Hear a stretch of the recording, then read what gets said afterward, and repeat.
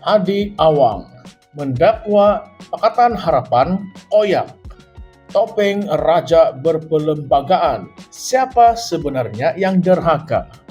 Salam sejahtera dan selamat datang sekali lagi ke channel ini. Kita kembali dengan satu pendedahan panas yang pasti menggegarkan senario politik Malaysia. Presiden PAS Tan Sri Abdul Hadi Awang sekali lagi tampil dengan kenyataan pedas terhadap kerajaan perpaduan yang diterajui oleh Pakatan Harapan PH, khususnya DAP. Beliau mendakwa kerajaan ini telah mengkhianati konsep raja berpelembagaan. Apa sebenarnya yang berlaku? Mari kita telusuri kenyataan Hadi Awang satu persatu. Dalam kenyataannya baru-baru ini, Hadi Awang menegaskan bahwa kerajaan PH yang diterajui oleh DAP telah gagal memartabatkan prinsip raja berpelembagaan yang menjadi tunjang sistem pemerintahan di Malaysia. Kenyataan ini berpunca daripada keputusan Mahkamah Rayuan yang membenarkan Najib Razak memohon semakan kehakiman untuk menguatkuasakan titah tambahan oleh Yang di-Pertuan Agong mengenai hukuman penjaranya. Menurut Hadi, tindakan kerajaan yang seolah-olah menolak titah tersebut menunjukkan satu bentuk pengkhianatan dan tidak kepatuhan terhadap institusi tertinggi negara. Beliau menambah bahwa perkara ini telah mendedahkan wajah sebenar kerajaan Pakatan Harapan yang menurutnya dikuasai oleh DAP yang berpaksikan ideologi sekularisme. Hadi turut menuduh PH menggunakan institusi Raja-Raja Melayu sebagai perisai politik semata-mata apabila ia menguntungkan pihak mereka. Namun apabila keadaan tidak berpihak kepada mereka, kerajaan ini didakwa dengan mudahnya mengenepikan kepentingan institusi tersebut.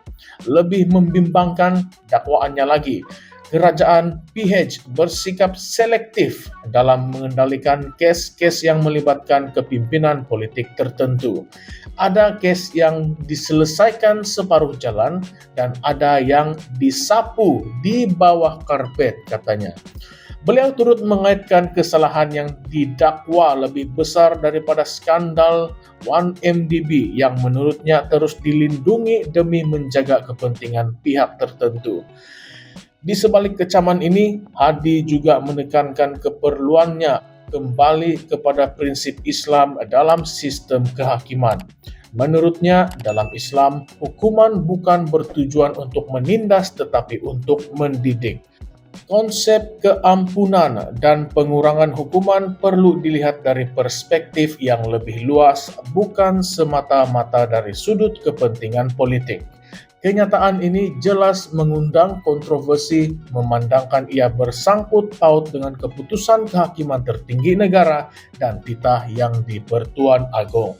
Sebagai respons kepada kenyataan ini, Menteri Dalam Negeri Datuk Seri Saifuddin Nasution Ismail menjelaskan bahwa Jabatan Penjara tidak pernah menerima sebarang arahan daripada Lembaga Pengampunan untuk membenarkan Najib Razak menjalani tahanan rumah. Beliau turut menegaskan bahwa keputusan terakhir yang dibuat oleh Yang di-Pertuan Agong adalah untuk mengurangkan hukuman penjara Najib kepada 23 Ogos 2028 dan denda dikurangkan kepada 50 juta ringgit. Tiada sebarang petunjuk bahwa tahanan rumah merupakan sebahagian daripada keputusan tersebut. Kenyataan Saifuddin ini bagaimanapun tidak memadamkan spekulasi yang berlegar-legar di ruang awam, terutamanya di media sosial, di mana pelbagai teori dan dakwaan terus berlegar tanpa kepastian.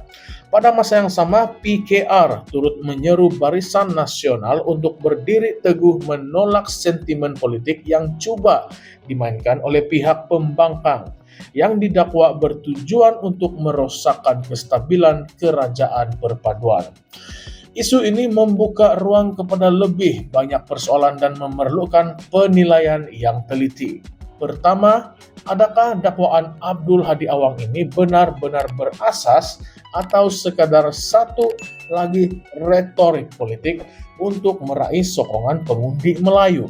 Tidak dapat dinafikan, isu-isu berkaitan institusi Raja-Raja Melayu seringkali menjadi alat politik untuk menggerakkan emosi rakyat, terutamanya ketika mendekati musim pilihan raya atau ketika sokongan politik sedang goyah.